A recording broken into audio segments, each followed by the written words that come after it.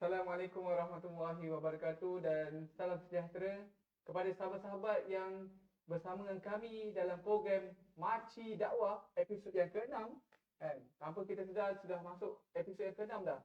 Jadi untuk malam-malam ni, sahabat-sahabat yang bersama dengan kami secara live di platform-platform social media kami. Jadi sekarang ni kita ada yang mana mungkin ada yang sedang menonton dekat dalam TikTok Bro Adam Tan, ataupun mungkin ada yang dekat Facebook MRM Multiracial Revolution Muslim, ataupun dekat Facebook Street Dakwah Malaysia. Jadi kat mana-mana platform yang anda sedang menonton, sekali kami akan meraihkan kehadiran anda semua sekali lagi kat sini. Dan jangan lupa untuk tekan button like, share, dan juga kalau ada masa boleh juga komen-komen tentang program pada malam ini. Kalau let's say ada kita punya dari segi suara ke, ada kekurangan dan sebagainya, just boleh komen je. Okay? Dan jangan lupa untuk banyak-banyak like, tekan button tu. Kalau yang mana dekat TikTok, boleh tekan button love tu banyak-banyak kan, supaya boleh up dari segi kita tahu view kat situ. Dan supaya jangan lupa juga untuk share pada kawan-kawan yang lain, bagi tahu pada diorang. Sekarang kita punya program Makcik Dakwah sudah pun berlangsung. Okay? Jadi mana yang mungkin ada tengah bersiap-siap untuk nak kita kata makan malam ke apa, tak apa, boleh je sambil-sambil makan tu boleh tengok perkongsian kita pada malam ini. Okay?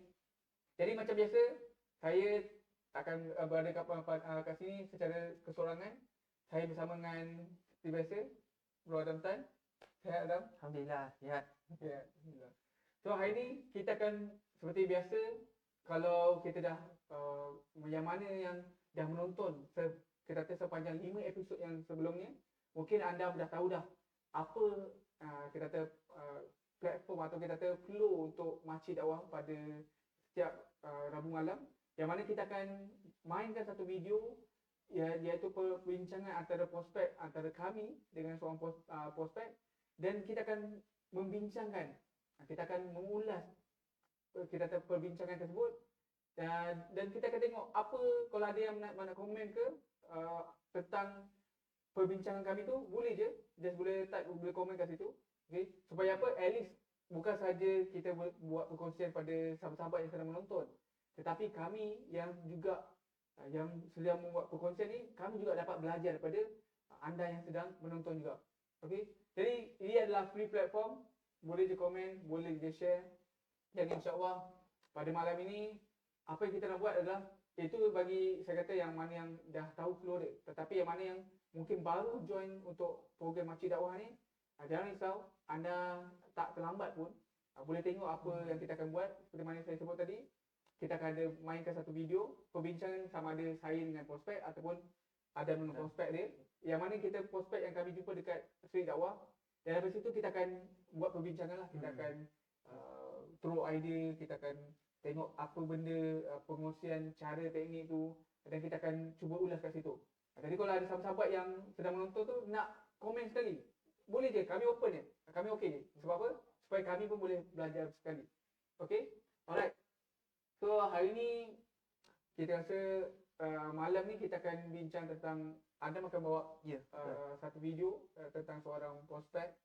So mungkin ada boleh bagi sedikit background kot macam mana prospek tu. Sebab saya berbincang dengan prospek ni sebenarnya bukan seorang lah. Kalau nanti sahabat-sahabat akan nampak video tu, ada bertiga, mereka kawan, bertiga orang. Okay. Cuma yang sempat berkomunikasi dengan saya seorang je.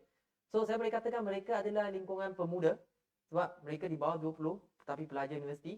Okay. Ya, seingat saya mereka dalam bidang pendidikan. Okay. Jadi sepanjang saya bersembang dengan mereka, dia latar belakang mereka berbangsa Cina, dan sebab tu bersembang pun kami guna bahasa Mandarin lah. Okay. Tapi jangan risau, akan ada saling kata di bawah. So sahabat-sahabat tak perlu risau untuk mungkin tak faham. Yang faham lagi bagus, dapat tahu konteks macam mana. Jadi latar belakang mereka adalah, dia keluarga adalah beragama Buddhism, cuma dia tak berapa pegang sangat tentang kewujudan Tuhan itu. Okay. Dan dari situlah yang menjadikan perbincangan saya dengan prospek ni dia menarik. So walaupun dia tak sangat ikut agama, tapi dia seorang yang saya nampak lah, dia seorang yang berfikir. Okay, so bila saya berkongsi, dia pun akan bagi feedback kepada saya, dia bertanya soalan juga. Okay, so dia bila Adam cerita tu, dia macam memang menarik sebab apa? prospek tu memberi respon juga. Betul. Jadi untuk nak tengok macam mana perbincangan tu, kita mainkan kita kata video ni. 你本身佛教的话，你自己本身的信仰神的方面呢，你是相信什么的？我其实比较偏无神论老师，哦但是我是很欣赏他的那些哲理。我认为这些真理是未变的，它只是很多东西是围着那个 core，然后旋转，就好像他可能那些教义那些，只是背转那个 core 的，只是在加强这样子。对，以前我也是佛教徒，然后我是3年前相信伊斯兰的。然后如果讲佛教的这些，它的教义基本上呢，他讲这种礼仪啊、道德，在伊斯兰里面我们都是承认的，都是接受这些东西。基本上那些都是莫来是什么？对，所以最重要的不同就是这个我们讲神的那个部分啊，神对创造者。因为佛教是没有神的概念，是没错。佛，然后人人都可以神。在伊斯兰里面，当我们讲到神的话呢，我们要怎样去了解或者去辨别一个神，他到底是不是真的神？就好像真神。我突然间来跟你讲我是神，你会相信吗？对，不对呀、所以呢，对，人可以自己给。对。所以呢，在伊斯兰里面呢，我们有这个神的这个标准呢，就是这4句。这4句。就这边呢？对，4句。所以第一个呢，按他讲他是唯一，所以我们讲在伊斯兰里面，我们相信唯一的神，神不可以有很多个。对。然后第二个呢，讲他是万物所依赖，就是呢，他神创，对他创造东西，他不需要吃东西，不需要睡觉，不会累，不会死。因为呢，如果依赖东西的这些是人类啊、动物所做的事，不是神所做的事。然后这个第3个，他没有生产，也没有被生，就是他没有爸爸妈妈，他不会被生下来啊，因为被生下来这些是动物啊、人做的事情，有父母。然后最后一个呢，最重要就讲，没有任何的事物呢可以跟它相比，所以就是为什么在伊斯兰里面呢，我们没有神像。就是没有他的画像。对，因为如果我们讲了，我们做，你看各种宗教，如果他做神像出来的时候，是有画像的，都是人的这个想出来的 image， 有头发啊、眼睛啊、鼻子。因为我们人不可能做出一样我们没有看过的东西，我们都是用已知的知识去创造。我们讲安拉呢是神嘛，没有人看过，所以呢我们不能够去把它创造成一个形象。因为呢，这个形象呢是人自己想，不是真正的。对。那我好奇，因为穆罕默德他本身他也是没有形象，他也是空的嘛，blank 的嘛。对。那他整个人的身体是有的，就是他因为他是人类嘛。对。所以我好奇为什么那个脸要磨掉？就很像我们看其他宗教，基督徒后人，我们讲释迦牟尼佛了，他的形象也是被后人呢把它拿来做成神像拿来拜，就会被形象化、被偶像化。被他当做神来拜，因为你们唯一的神就是安拉嘛，他只是使者，就是这个。是。然后其他的这些使者啊，就是以前的时代的这个使者。Tengok macam ni perkongsian tersebut power tak?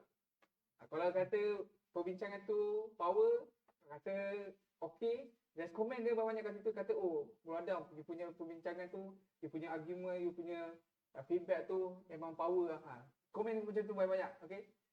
Kalau ada yang kata, bro, saya rasa ada cara lain kot boleh nak jawab. Just tak apa, boleh just komen, bagi pendapat anda, supaya at least kat situ kita boleh belajar lah sama-sama, okey? Baik, kalau dah tengok daripada video tadi tu, saya rasa ada banyak benda yang dah dibincangkan. Dan kalau kita tengok, saya boleh simpulkan dalam, mungkin barangkali ada 3 benda yang kita boleh dapat lah daripada video tu. Kan? Mungkin yang pertama tu yang saya nampak menarik bila dia ada sebut pasal falsafah Buddhism ataupun dari segi akhlak tu kan.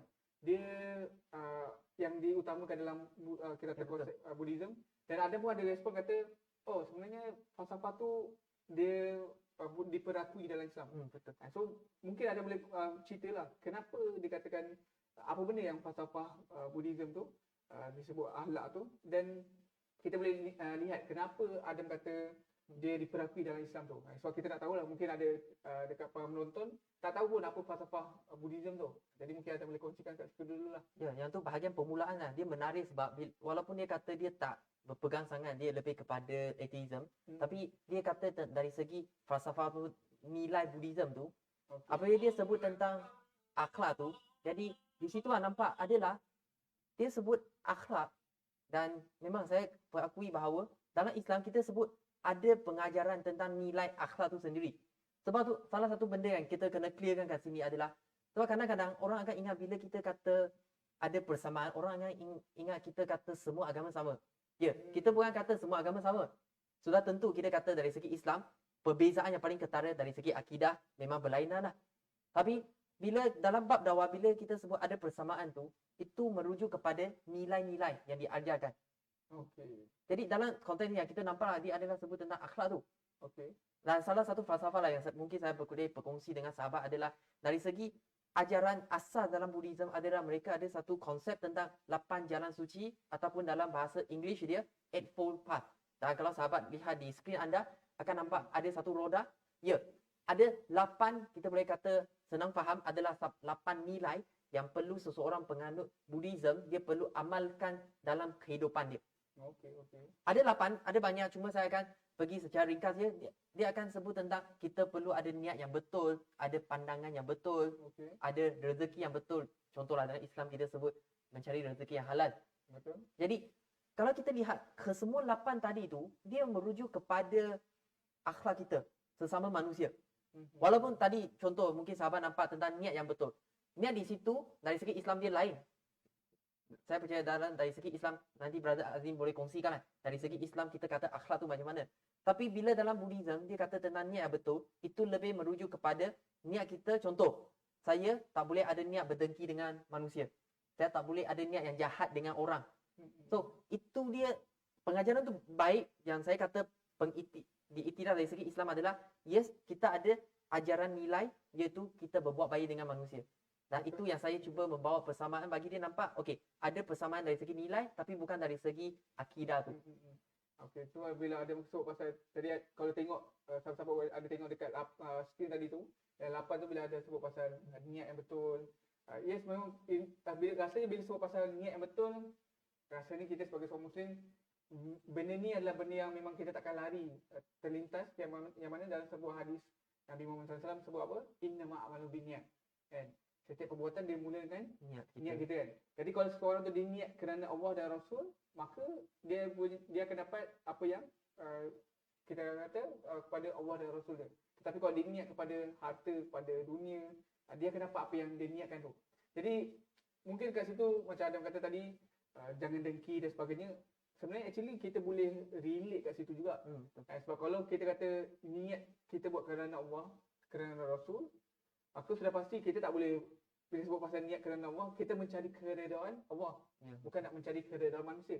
Jadi bila nak mencari keredaan Allah, sudah pasti kita tak boleh ada iri hati, kita tak boleh nak berdengki dengan orang. Jadi sebenarnya dia ada kita kata persamaan kat situ lah. So jadi nampaklah kenapa Adam kata tadi diperakui dalam Islam. Jadi macam lain juga kalau tengok dia ada sebut pasal effort, dia kata berusaha dengan yang betul. Ini satu benda yang mungkin sebab itulah kita boleh nampak kenapa orang Chinese dia betul-betul macam berusaha bersungguh-sungguh kan. Dan benda ni sepatutnya orang kita pun, kita sebagai orang Muslim, sudah pasti kita kena tunjukkan kita lebih jauh berusaha daripada mereka. Sebab apa? Allah sebut dalam surah Al-Ankabut surah 29 ayat 69. Allah kata apa? Allah kata sesungguhnya jikalau kita berusaha dengan bersungguh-sungguh, maka Allah kata apa? Allah akan bersama dengan Allah akan pemudahkan, Allah akan tunjukkan jalan kepada mereka untuk dipermudahkan. Jadi kat situ yang kalau kita nak faham daripada ayat Al-Quran tu, kat situ Allah galakkan kita untuk juga berusaha bersungguh-sungguh untuk agama dia, untuk agama Islam. Yang mana dalam setiap apa kita lakukan, tak kisahlah kita ni bekerja ke, tapi sudah pasti kita buat tu adalah kerana Allah. Jadi amalan tu dia akan jadi amalan satu ibadah juga. So bila sebut pasal bersungguh-sungguh dalam agama Allah, bukan bermaksud kita hanya fokus pada agama je, tidak. Sebab kita tahu setiap amalan kita buat, perbuatan kita buat, kalau kita niat kerana Allah dan kita buat tepat cara dia, ikut ajaran syariat Islam, maka dia boleh jadi satu amalan amal ibadah pada kita kan. Yang tu dari segi akhlak kan. Sebab tadi tu, sebab bila kata tapi yang perbezaan dia dari segi akidah. Sebab tu bila saya tanya prospek tu, dia ada sebut sendiri. Dia bagi tahu tentang yang menarik lah. Dia sendiri tahu bahawa dalam agama Buddhism dia tak ada sebut tentang konsep ketuhanan tu. Itu yang menarik. Sebab kadang-kadang bila kita sebut tentang konsep Tuhan, Hmm. ada orang yang kata dalam Buddhism mereka percaya Tuhan tertentu. Betul. Tapi cuma kalau kita lihat balik kepada ajaran asas Buddhism, memang Buddha sendiri, Gautama Buddha sendiri, apabila dalam pengajaran dia, dia tak fokus sangat kepada tentang kewujudan Tuhan. Sebab yang dia fokus adalah dari segi akhlak tu sendiri. Ya betul. Jadi kalau saya kata kalau ikut pengalaman lah, kalau apa yang anda kata ni dalam Buddhism tak ada dia ajar konsep ketuhanan. Sebenarnya kalau ini antara respon yang kita dapat lah daripada prospek-prospek yang non Muslim, dia orang kata, oh Adam you sudah masuk Islam, lepas tu you kata you nak menghina agama mereka. Sebab apa kata? Tak ada konsep ketuhanan. Tetapi sebenarnya kita kata okey lah, tak apalah. Kalau you tak boleh terima apa yang kita kata mu'alaf sebut benda tu, kalau you tengok tadi daripada video tu, seorang ex-Buddhis, tetapi dia bukan Islam, tetapi dia declare dia sebagai seorang atheist. Dia sendiri pun dia kata, ikut kajian dia kata apa? Dalam konsep, dalam ajaran Buddhism, tak ada konsep ketuhanan kan. So, ada masa kenapa, tapi yang peliknya kenapa masyarakat Chinese ataupun yang claim sebagai Buddhism, agama Buddha, kenapa mereka masih lagi anggap bahawa oh memang ada Tuhan dan apa benda, kenapa kita ada macam dia ada banyak-banyak konsep lah kan. Betul. So yang tu kalau kita nak lihat dia lebih kepada, kita kena faham secara keseluruhan sistem kepercayaan masyarakat Cina tu sendiri. Okey. So bila kita kata Buddhism, bukan masyarakat Cina ni hanya ikut Buddhism. Mereka ada dari segi kepercayaan peribumi, dari segi Taoism, dari segi Confucianism, dia ada campuran beberapa agama. Jadi kalau kita nak faham secara sistem keseluruhan dia, kita boleh nampak apabila Gautama Buddha, apabila dia mengajar pelajar dia, dia tak pernah ajar tentang, kalau lihat dari kitab lah, memang tak adalah ajar tentang kena sembah dia sebagai Tuhan. Sebab dia hanya datang sebagai Buddha, seorang macam guru lah yang mengajarkan pelajar dia. Okey. Jadi apa yang berlaku adalah selepas kematian Gautama Buddha, jadi orang-orang atau pelajar-pelajar kemudian tu, mereka membuat satu patung Buddha. Jadi bila dah lama mereka dah buat patung, jadi kita faham apa yang berlaku adalah orang akan mula untuk menyembah. Benda ni dia bukan saja berlaku dalam Buddhism, itu adalah kepercayaan secara keseluruhan dalam masyarakat Cina. Macam dulu saya, bila saya beragama, kita panggil beragama Cina lah, tak semestinya Buddhism je. Jadi waktu itu memang saya ada kenal dengan banyak Tuhan, bukan kenal Tuhan tu, tapi tahulah ada banyak beberapa jenis Tuhan yang bila saya pergi ke Tokong, kita akan nampak apa berbeza-beza patung yang ada. Sebab itu antara contoh bila kita nampak itu adalah kepercayaan masyarakat Cina, sebab mereka percaya setiap Tuhan ni dia akan memberi satu manfaat. Contoh ada Tuhan kekayaan, saya percaya ramai sahabat pernah dengar, ada Tuhan yang menjaga kesihatan, Tuhan yang memberi kebahagiaan. Jadi semua ni dia ada konsep yang dibawa. Jadi kita sebut dari segi Buddhism, kenapa mereka Buddha ni dia sendiri dia dituhankan, sebab apabila manusia ni membuat image Buddha, sebab tu prospek tu dia tanya saya tentang kenapa dalam Islam kita tak ada image Nabi Muhammad. Betul. Sebab saya kata, tengok kalau kita lihat balik sejarah, kenapa manusia mula menyembah manusia yang lain ataupun menyembah tokoh-tokoh. Sebab pada mulanya Buddha tak pernah ajar tentang penyembahan tentang dia sendiri. Tapi apabila orang terkemudian mereka membina patung, jadi orang yang terkemudian lagi mereka dah mula nampak patung tu dan mereka akan harap boleh minta sesuatu daripada patung Buddha tu sendiri. Okey, so dia macam salah faham je lah Ya, yang betul. berlaku tu. So, maksudnya saya percaya kalau yang dia punya student tu dia buat patung Buddha tu asalnya bukan untuk nak sembah dia kan. Sebagai tanda kehormatan gitu dia kata. Okey, sebagai satu tanda kehormatan lah. Tapi lepas tu kita kata generasi selepas tu yang dia salah anggap, kata mungkin dia anggap benda tu adalah satu penyembahan. Maka secara tidak langsung terlibat lah, maksudnya dah mentuhankan individu tersebut kan. So jadi bila macam Adam sebut pasal dalam konsep ialah dalam kita kata ajaran Buddhism tu sendiri, ikut kalau kita kata ikut ajaran tu tidak pun menyebut pasal kena sembah Buddha tu sendiri. Jadi bila Adam kata sebut ada generasi kemudian dia sembah that figure yang telah dijadikan patung tu, ini yang membuatkan saya teringat pada kisah Nabi Nuh. Okey. Yang mana Allah sebut dalam surah Nuh, surah 71 ayat ke-23. Kan? Yang mana kalau kita lihat daripada kisah tu sendiri, ini just sebahagian daripada kita kata nama-nama Tuhan yang disebut pada zaman Nabi Nuh, yang mana mereka asalnya adalah nama-nama yang dikaitkan dengan orang-orang yang soleh. Kan? Mereka bukannya asalnya adalah Tuhan, tidak. Tetapi mereka adalah asalnya kalau kita baca daripada tafsir ayat ni, memberi penjelasan bahawa asalnya mereka ni adalah orang-orang yang soleh. Dan memang kalau kita tengok daripada ayat tersebut yang selepasnya dan sebagainya, mereka memang macam Adam kata tadi, mereka menjadikan orang-orang yang soleh ni sebagai patung. Dan kalau kita tengok pada tafsir tu, dikatakan orang-orang pada zaman tu mereka dibisik oleh iblis atau kita kata daripada syaitan untuk jadikan patung orang-orang yang soleh ni, bukan untuk nak tujuan untuk nak sembah. Ini kita kata teknik kan, ataupun kita kata tabis iblis. Dia takkan suruh kita orang tu untuk terus sembah.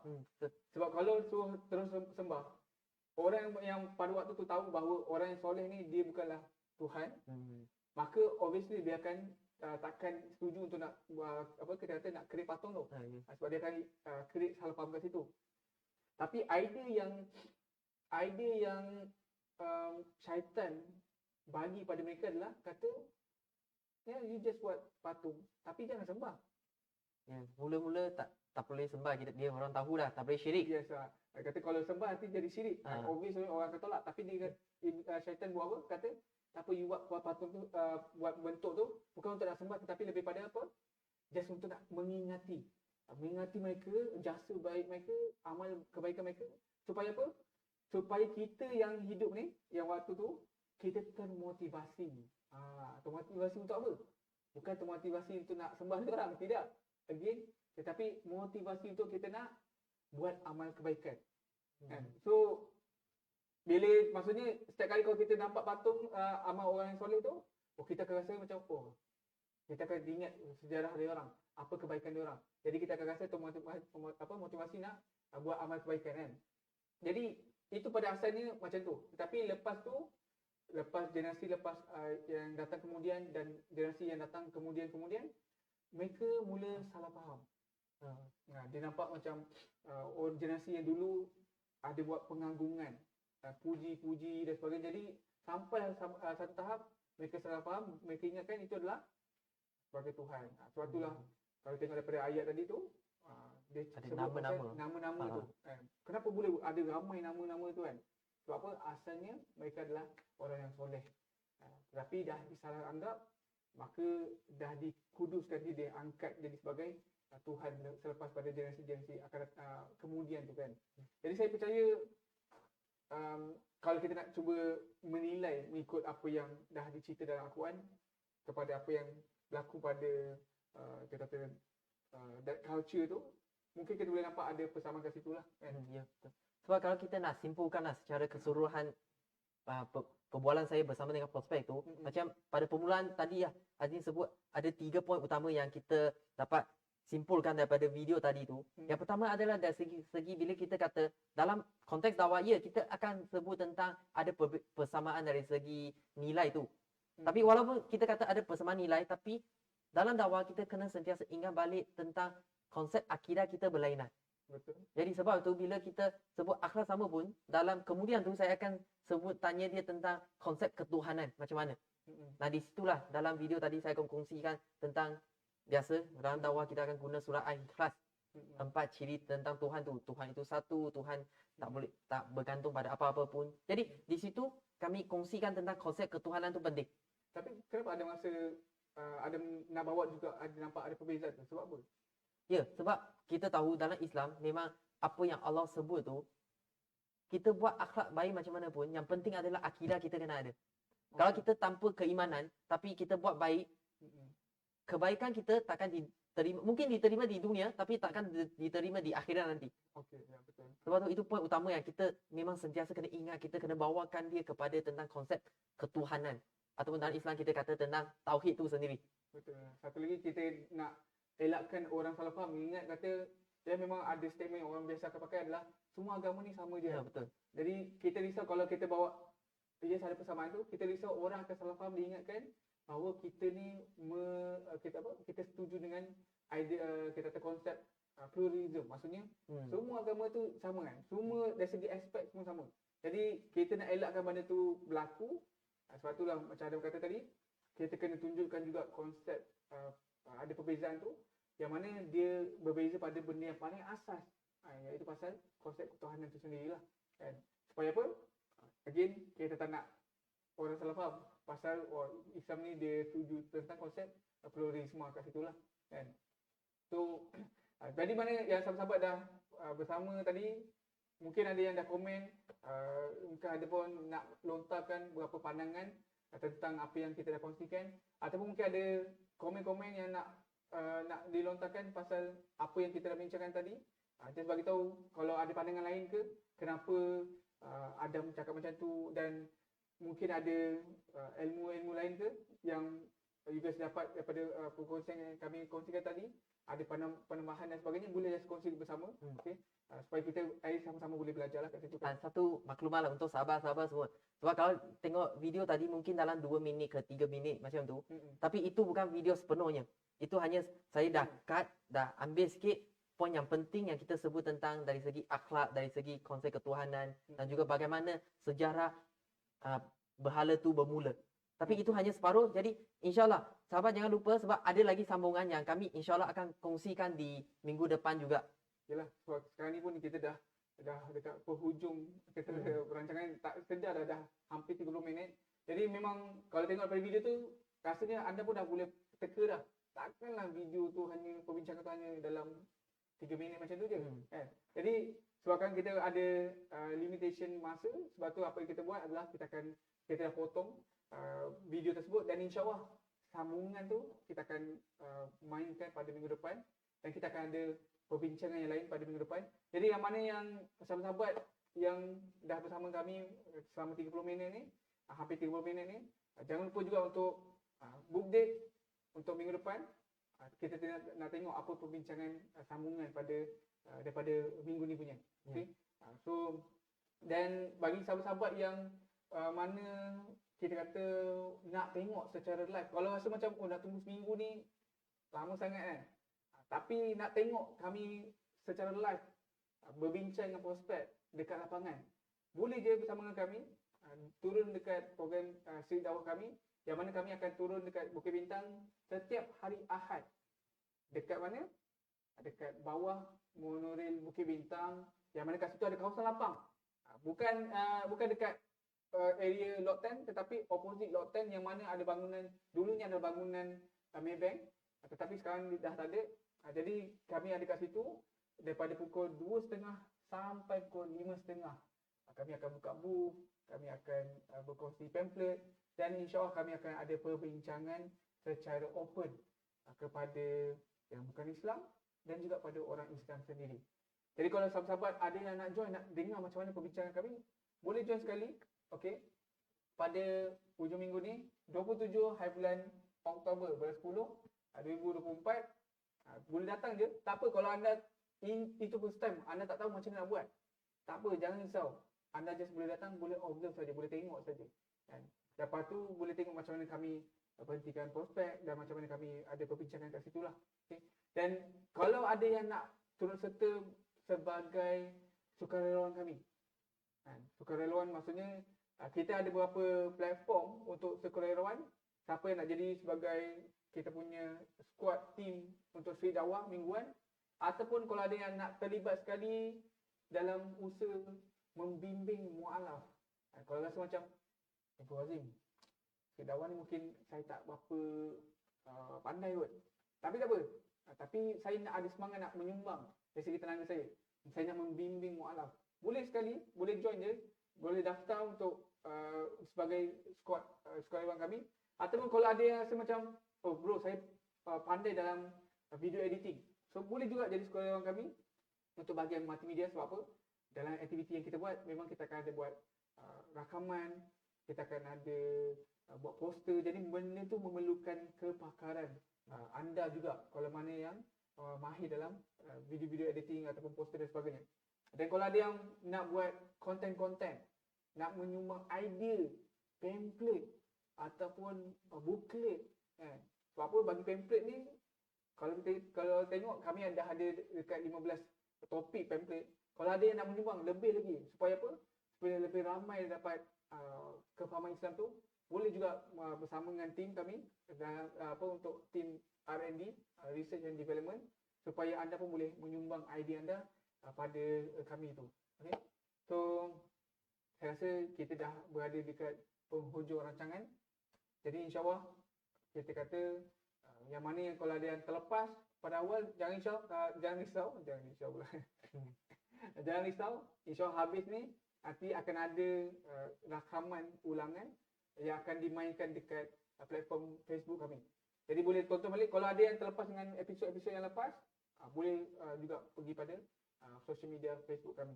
Okay? So itu saja. Terima kasih banyak-banyak sebab sudi bersama dengan kami walaupun sehingga hujung rancangan. Dan insyaAllah kita akan jumpa lagi sekali pada minggu hadapan.